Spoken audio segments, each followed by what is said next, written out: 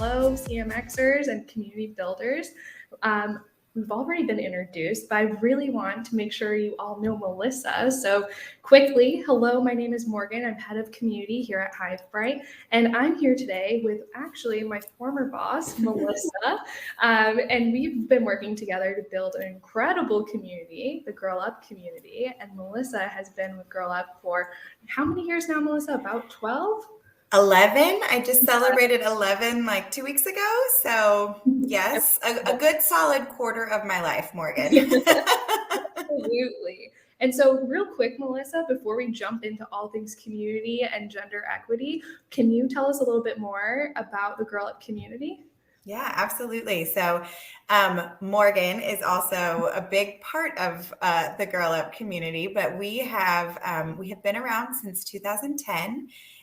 Girl Up is global. We now have clubs in 150 countries. We started as a US movement and really grew rapidly, which we'll talk a lot more about, I know, as we get into this. But basically, teenage girls and young people, young women and young youth around the world that are committed to advancing gender justice come to Girl Up.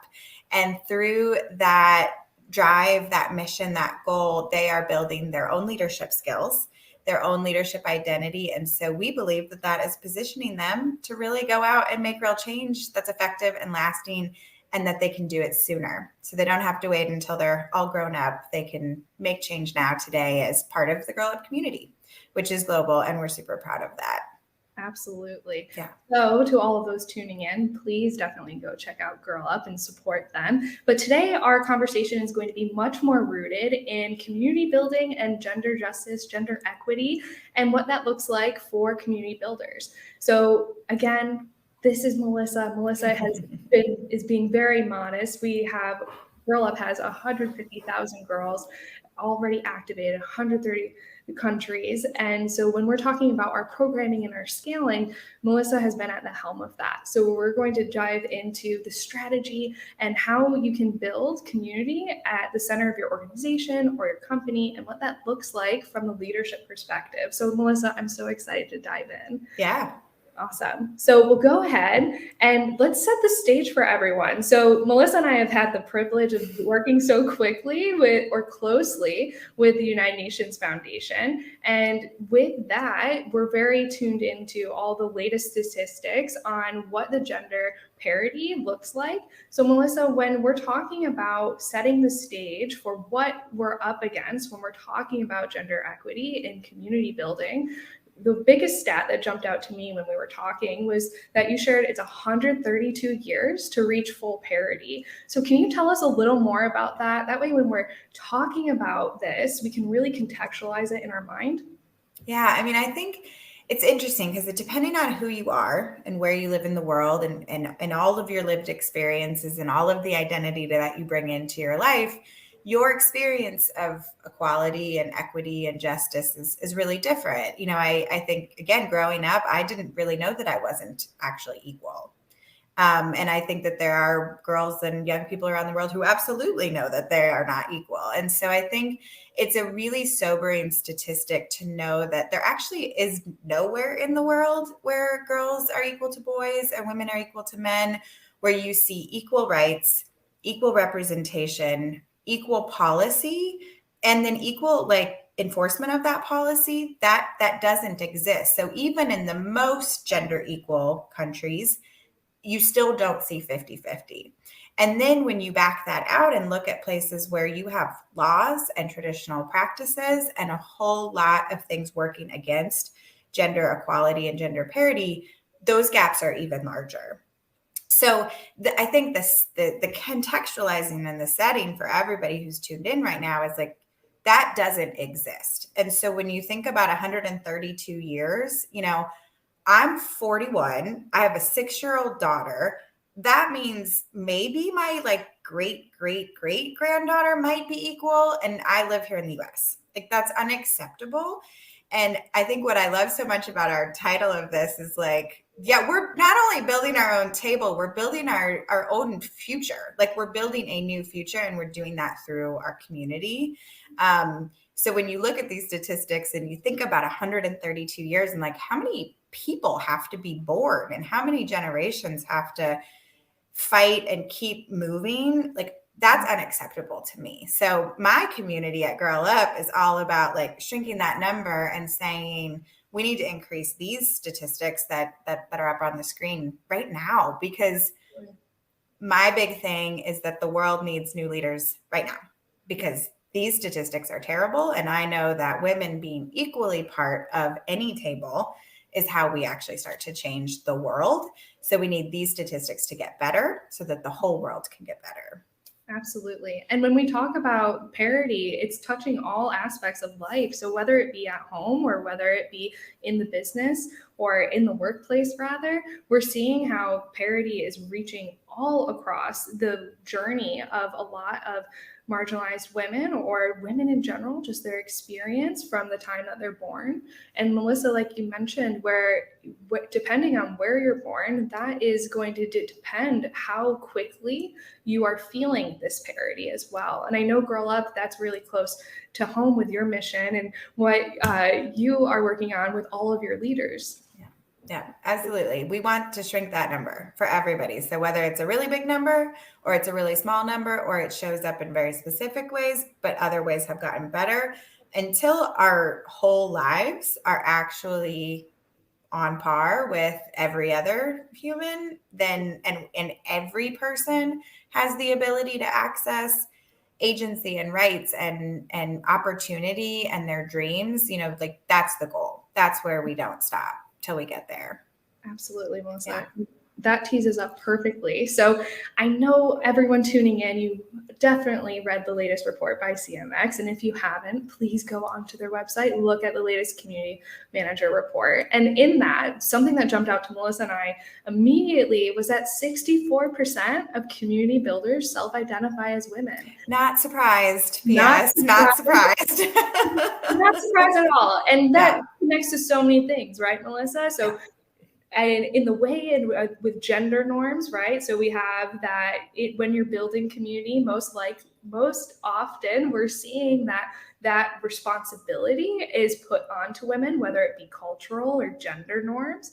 And then in addition to that, just the way that women are connecting as well. And I know that's special at Girl Up too. But when we're putting it into the context of community builders, so everyone here tuning in, this is really important to keep in mind, especially as we're talking about leadership and how we take community to that next level. As professionals, we're gathering here or virtually, and we're talking about how do we make community centered in a business? How do we make sure that there's a chief community officer or someone who can have that seat at the table and advocate for the members or your clients or your customers so that their voice is heard? And a part of that is really reckoning with the fact that 64% of community builders identify as women. And as you might recall, Melissa, on that stat slide, there are not a lot of women in leadership positions in businesses. And so with this stat, Melissa, I know it's a big question and we'll start getting into it. But what is your gut on this? So 64% of community builders identify as women.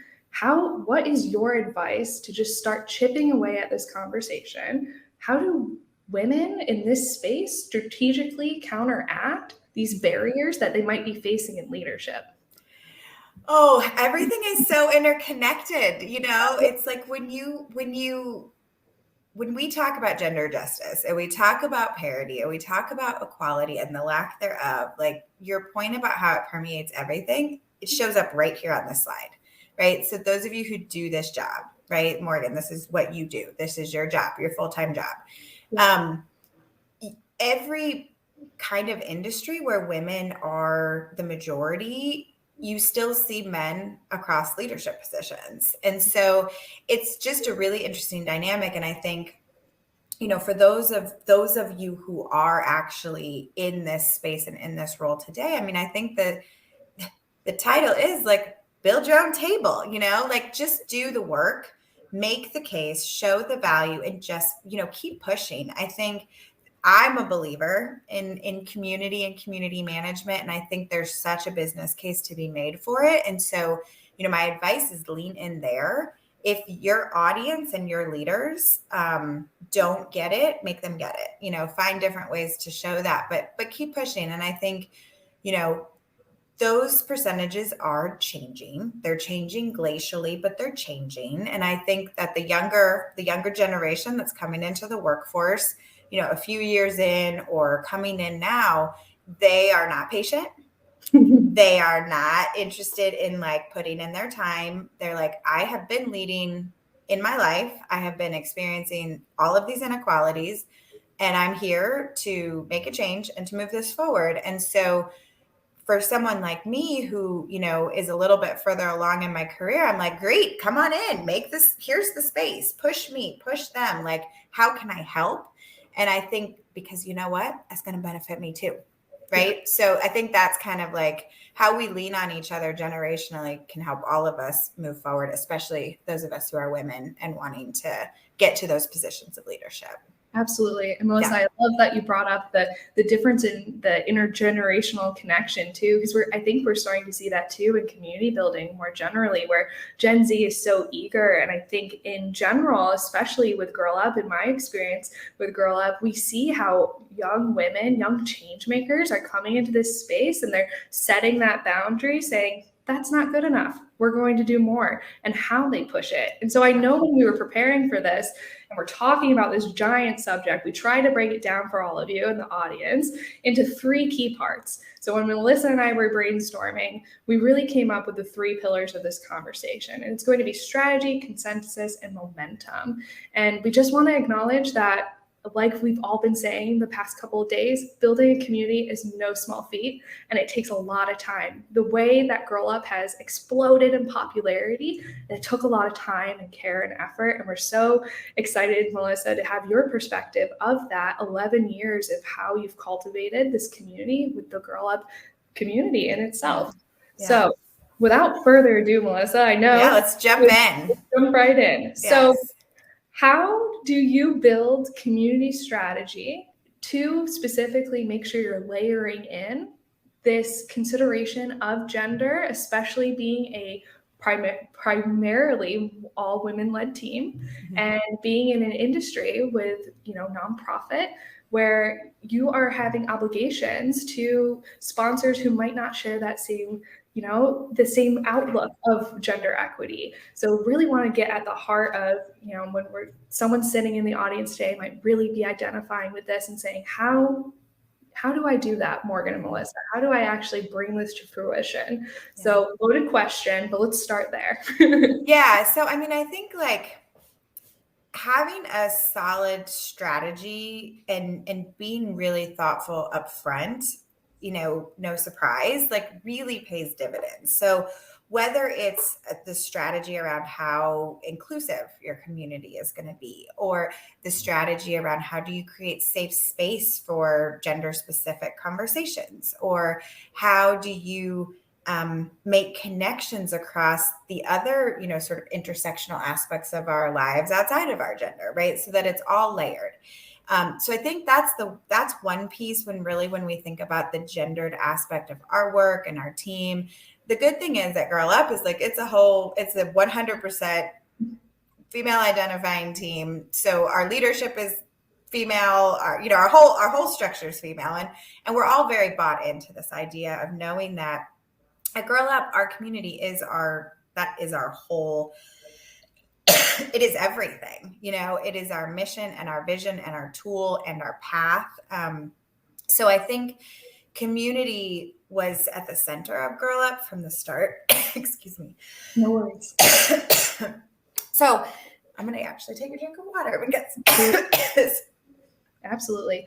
And I know that at the center of the Girl Up team, it's all women. And so for folks who are tuning in, and like we were touching on those statistics at the beginning, where there may not be a Girl Up, when just to share with the audience. So I had the privilege of being a Girl Up girl from a time in high school and making that journey with Girl Up for about 10 years as a community organizer. And so in that process, I got to see Melissa's leadership and the Girl Up leadership team. And when I got to work there for when I did, we always were on the same page. But as I'm, connecting with all of you in the audience and in general, that's not always the same privilege. So Melissa, when we talk about bringing strategy forward, I'm thinking about the folks who are in the audience that they don't have that benefit of an all-women team. They don't have that benefit of that complete buy-in. Mm-hmm. So in your experience, when you're bringing that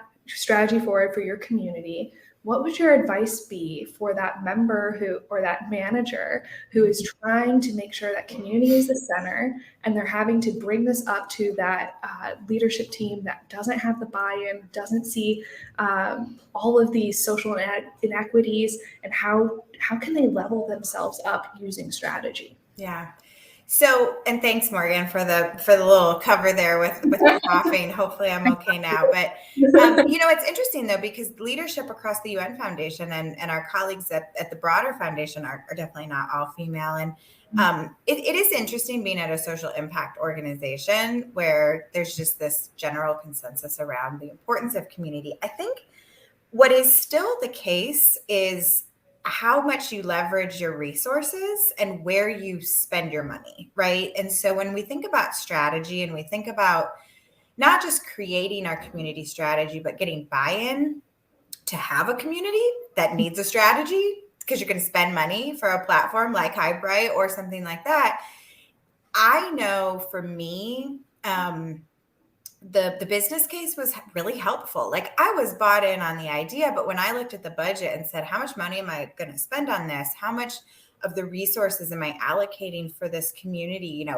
Way back when, in the earliest days when we first launched to today, now that we are more robust and global, I know that a strong and helpful and engaged community and community platform is a better use of resources for my team, right? Because the team will be more effective. Our engagement with our members will be more effective. Our ability to reach our mission and advance our cause will be more successful. And it's just like, it's a really better use of everybody's time. So if you can make the case beyond just community makes sense, community helps others, right? So all the reasons that we all love community, if you can take a step back and say, give me the business perspective, show me how this will, Morgan, when you are our community manager, like, how will this platform allow you to be more effective with your time? What will you be able to do because you have this platform with the hours that you have and the hours that we pay you, to work? And those are the kinds of things where it doesn't matter if you're sort of bought in and you're a community builder, if you have social impact at the center of your community or not, right? Like, probably those of you who have customers, you understand you're making that ROI case. But for those of you who have constituents, you still have a budget, you still have resources to spend. So I would say that that's a really smart strategy to get buy-in. And I also think, like, when you're building your community strategy is really important, right? Morgan, we've talked about this a lot. And I think the most important thing that I think we did very well, you did very well, and our colleagues at Girl Up, is that build the strategy with your members, right? Like, get their feedback at the beginning so that you're using your resources well, right? So that it's going to work and you're going to be building out the tools and the places and spaces in your community that they told you they wanted, right? So getting that buy-in early, I would say, is like the number one most important thing to making sure that use of resources, then that whole business case that you made, you actually can show because it's successful. Right? Because then what I love about Girl Up's strategy and, literally growing up with Girl Up, what I learned was how important member feedback is. Back in when Girl Up first launched, if you can jog my memory, I'm pretty sure you first did that tour. So you did that grassroots enablement. And then it was the teen advisor board. And then you see this evolution of it was teen advisors, clubs, coalitions, regions. And so all the community folks, as you're hearing these buzz terms, it really was a natural progression of Girl Up strategy that took them to that next level. But it wasn't necessarily coming from the Girl Up team. Instead, the Girl Up team was listening and coming to leaders and meeting them in person, bringing them together in order to really uplift and ground the strategy and what it is that teenage girls want to do.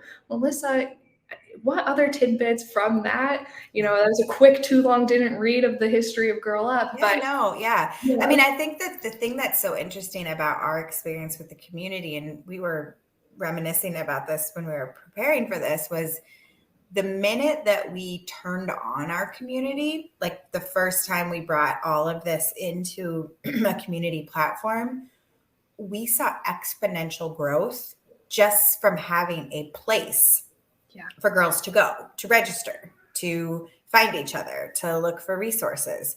We were maybe 10 or 20 or 30,000 at that point. It was a few years into Girl Up, but we knew we needed a hub. Yeah. And the minute we turned our community platform on was the first really huge exponential growth we saw.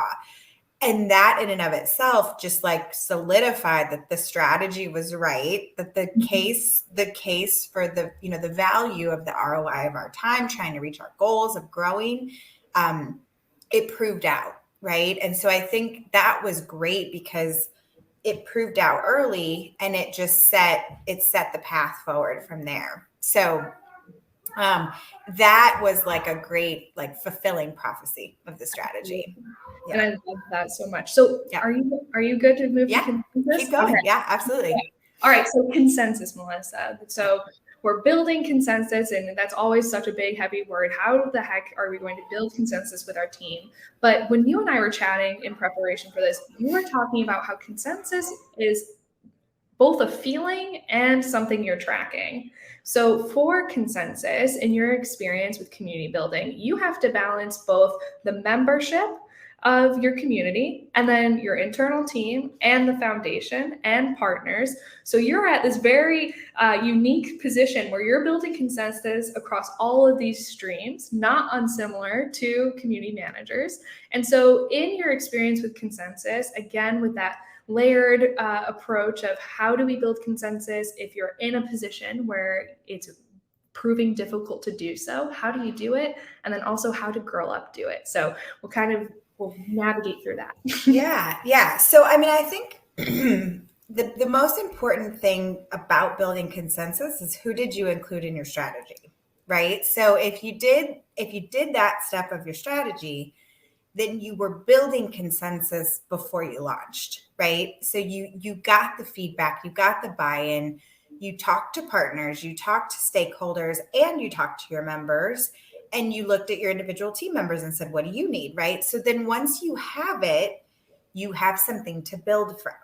Yeah. And I think that being able to then show like that ROI, those immediate success points, the immediate shifts in someone's time spent, or like, in our situation, we turned it on and it was like the next day we had like 100 new clubs and you're like, what just happened? But that helped to build on the consensus because then people were like, yes, this is great, right? So showing and sharing and showcasing those early wins.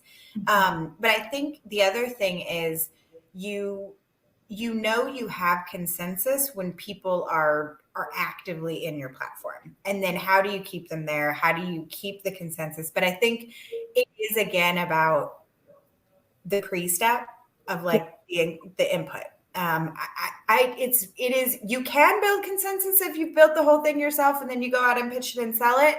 But it's a whole lot easier to already have the people bought in, excited, ready to go. And they were part of creating it. They were part of like, what is in your platform? What do you need in your community? What does your community need?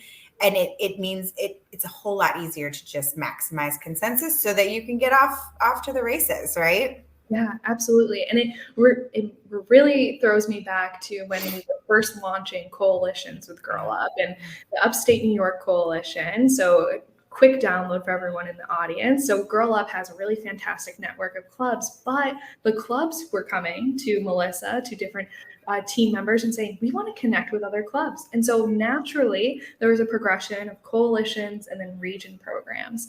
And I was one of those coalition leaders in the upstate New York area, and consensus was the most important part. So of course you have your strategy. We're already really lucky to have Girl Up strategy to build off of, but consensus is what helped us actually grow our network in the upstate New York region back in 2015.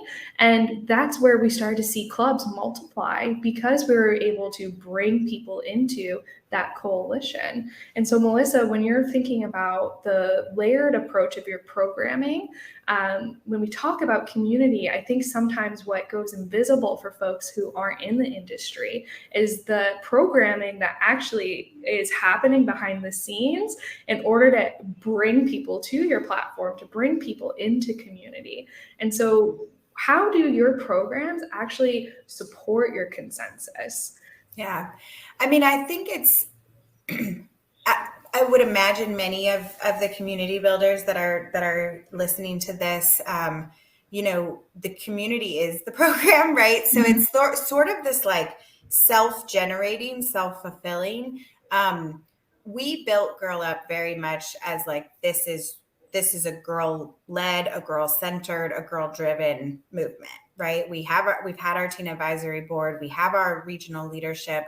Girls lead their own clubs, and they have a lot of freedom and bandwidth to do that. I always say this is not my movement. I am just a vessel to just make sure that the movement is as strong as possible. And when I talk to our Girl Up leaders, I'm like, this is your movement. What do you want me to do with it? Right. And that approach from day one has allowed for a lot of consensus. Now, things change. You have to go back and re-strategize. You have to shift your strategy.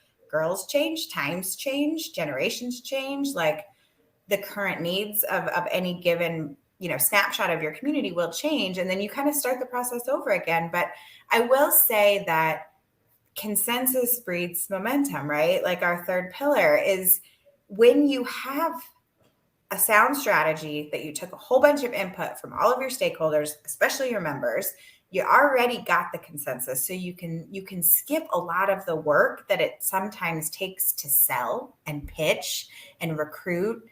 That's a lot of effort. What I have found with our community is that it is self-driven. It is self-generating momentum. So, I think that the idea is that, you can use consensus to create momentum.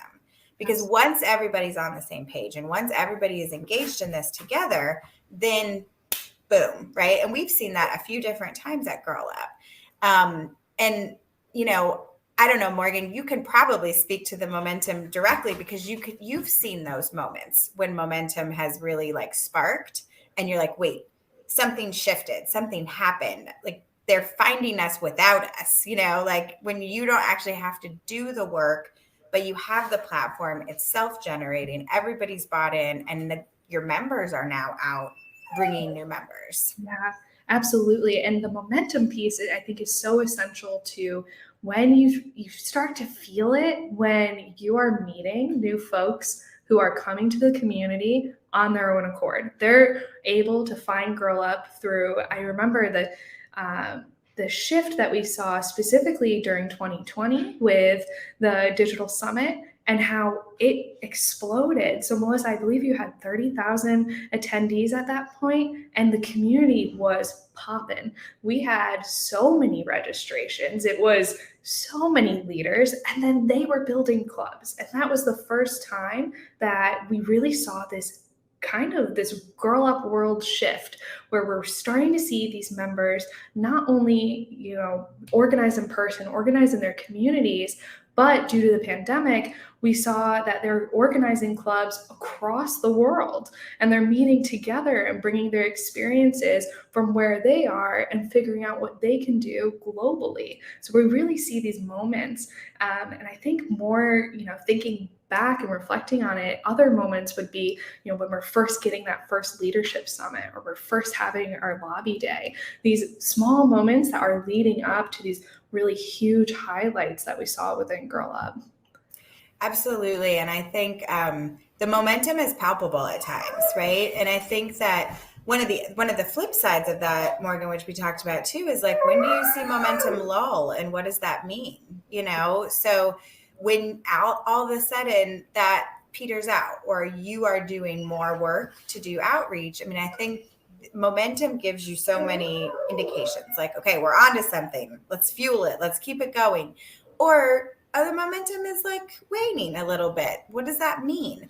Well, it means you need to go back to your strategy and do an assessment and say, what has shifted? What has shifted with our members? What has shifted in our community world that, we're situated inside of? What do we need to shift or change or update or tweak? And how do we bring in our stakeholders so that we can build that consensus all over again, so that we can relaunch or revamp or, get something back out into the world and let the momentum carry it on again. And I think we've done that a few times over. Yeah. Sometimes a new platform is the momentum. Sometimes a new resource is the momentum. Sometimes a brand refresh and a color update and a screen rejiggering. My dog really agrees with that. I don't know if you guys can hear him. That can sometimes be the launch point for new momentum, but it is so cyclical. I mean, I know we've experienced that at Girl Up. Morgan, I don't know if you have seen that across broader communities, but I know when we were talking about this, we're like, okay, strategy, consensus, momentum, repeat.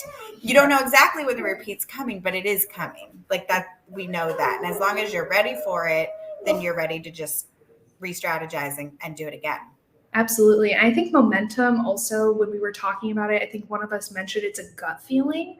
So as a community manager, you're so tied into your community, or in Girl Up's case, their whole team is really tied in, right? And so to contextualize this, you're tracking your data points. And what Girl Up does that's really smart is they keep their metrics really simple, right? So they're looking at their registrations, they're looking at growth in a really tangible way.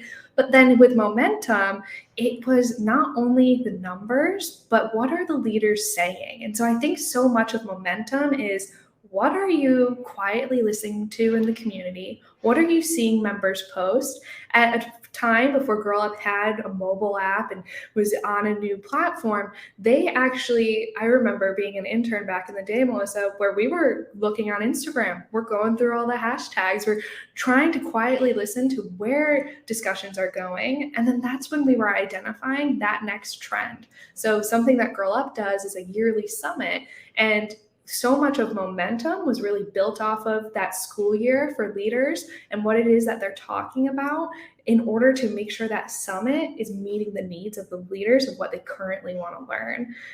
So I think momentum just in general is really listening to your members and seeing how you can make sure that you're elevating what it is that they're already doing. I think sometimes what I've seen in communities now is we get sucked into our own internal teams and we think we know what's best for members, right? And so I think when we talk about momentum, Melissa, as a community-led organization, you already know the importance of this, but what would be your advice to community leaders who have to define momentum to leadership, or contextualize that, right? Girl Up's immersed in understanding their members, but sometimes it's just the one community manager wearing all of the hats and saying, hey, we really need this, we have to go this way with members. So in that case, you have your consensus, they're bought in, but how do we actually contextualize that? Yeah, I mean, is it redundant for me to go back to consensus, right, and strategy? But I think it's about showcasing and sharing, right? So find the pieces that your stakeholders are really interested in, right? So I think for our members, they want to know that the programming that we're providing them is relevant to the thing that they care about in that moment. So Morgan's kind of, thinking back about listening in is so important. So you have to be listening to your members always, whether you're talking to them or whether you're watching their conversations in your community or on social. Because you will feel the numbers start to drop a little bit, or you'll feel your effort start to pick up, but you will also hear it. The good side too, right? When those moments of like propulsion and really that spark, there's an energy, there's an excitement, there's like, oh, I just told my friend about this. Oh, my 4 club members just registered in the community. We're all here now. Oh, we have this pen pal program now. We can connect with another club on another, in another part of the world. And you see the momentum and the excitement in the work together. And I think it's like, as much as we want to listen to the input in the strategy pillar, we listen for that consensus, but we also listen to track our momentum. And I think for all of us who are community builders, our job is to listen to our community. And that is what allows us to build tables that advance the kind of issues or move our companies forward. I think, in my case, we built a table to advance gender justice and to find gender equality and gender parity. Girl Up would be nothing without its community, and it would be nothing compared to what it is today without its community platform. And we are actually building leaders who will change the world. So community and our community platform is at the center of that. And Morgan, you have lived all elements of that at the center of that. And now you're sharing this broader ability to make real change. And I think it's just how you encapsulate and capture that change and share the most pertinent information with the different stakeholders that need to buy into it. Would be my sort of, my roundabout way of coming full circle, I think. And I know it's a parting thought, and we wish we could talk to you for hours. But Melissa, before we jump off the call today and off the stage, how can people reach you? Where should they go to get in touch with Girl Up? Yeah, so we're at girlup.org. And there's a /community. So, you can find us there. We're on all of the socials as @GirlUp, and my information is here. I can connect you to anybody on our team who works on our community. But Morgan, thank you so much for giving us this opportunity to talk about the work that we did together. And I will just say, if any of you need talking points on how to pitch this, reach out, because it was an easy yes for me that has proved itself out over and over and over again. Absolutely. And if you're looking to get involved or to learn more about Hivebrite, please stop by our booth. We'll be there virtually. I'm going to run over there now. And thank you so much, CMX, for having us. And we'll pass it back over to our excellent MC. Oh, you're so kind. And that was a wonderful presentation, a wonderful conversation. And certainly it was a very powerful message to end the conversation with.